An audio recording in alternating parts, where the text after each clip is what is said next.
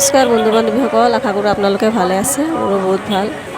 আজি হ'ল শ্ৰী শ্ৰী ৰাম ভক্ত শ্ৰী হনুমানজীৰ জন্ম দিৱস উপলক্ষে আমি আজি আহিলোঁ তেতিলিয়াত অৱস্থিত থকা মেইন ৰাস্তাৰ ওচৰতে এই শ্ৰী ৰাম ভক্ত হনুমানজী মন্দিৰত।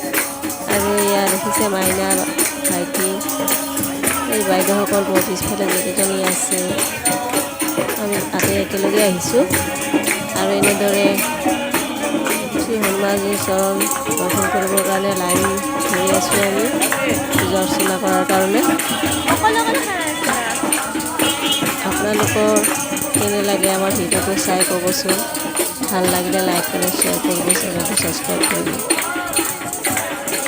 আৰু এনেদৰে আমি হনুমানজীক দৰ্শন কৰি পূজা চূজা কৰি আহি পালোঁহি গীতা মন্দিৰ।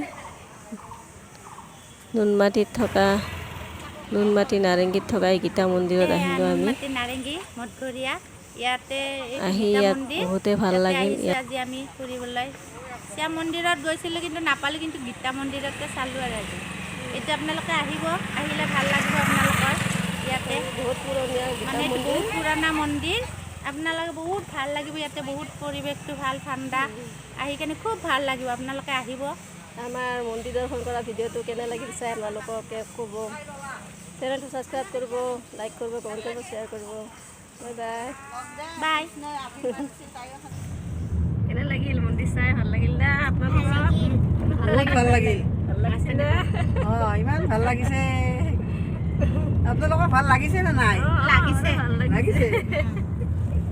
আৰু পাইলটজনক সোধাচোন কেনেকুৱা লাগিল। পাইলট ভাল লাগছে না?